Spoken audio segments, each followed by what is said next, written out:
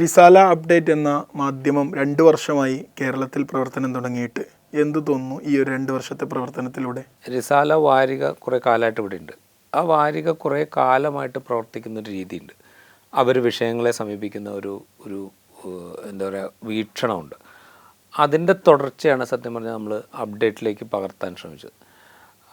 അവരൊരിക്കലും സെൻസേഷണലൈസ് ചെയ്യാൻ ശ്രമിച്ചിരുന്നില്ല. വീക്കിലി ഏതെങ്കിലും ഒരു പക്ഷത്ത് ചേർന്ന് നിന്നുകൊണ്ട് തീവ്രമായിട്ട് വാദിക്കാൻ അവർ ശ്രമിച്ചിരുന്നില്ല. കാര്യങ്ങളെ അതാത് സാഹചര്യങ്ങളെ വിലയിരുത്തിക്കൊണ്ട് വിശകലനം ചെയ്ത് വായനക്കാരുടെ മുമ്പിൽ എത്തിക്കുകയാണ് അവർ ചെയ്തത്.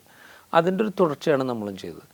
അത് നമ്മൾ ചെയ്യുമ്പോൾ ഇതൊരു വിഷ്വൽ മീഡിയ ആണ്, അല്ലെങ്കിൽ വിഷ്വലിയാണ് നമ്മൾ കമ്മ്യൂണിക്കേറ്റ് ചെയ്യുന്നത് എന്ന് മനസ്സിലാക്കിക്കൊണ്ട് എങ്ങനെയാണ് ഒരു പ്രിൻ്റ് ഫോർമാറ്റിനെ വിഷ്വലിലേക്ക് കൊണ്ടുവരുമ്പോൾ പക്വതയോടുകൂടെ കൈകാര്യം ചെയ്യേണ്ടത് എന്ന ബോധ്യത്തോടുകൂടെ നമ്മൾ പ്രവർത്തിക്കുകയാണ് ചെയ്തത്.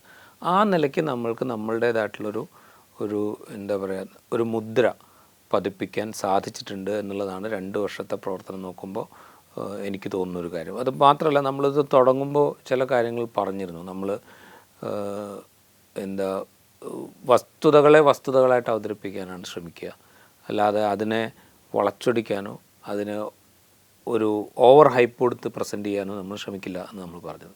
അത് ഈ 2 കൊല്ലവും നമ്മൾ കീപ്പ് ചെയ്തിട്ടുണ്ട്. ഇനിയും അത് കീപ്പ് ചെയ്യും.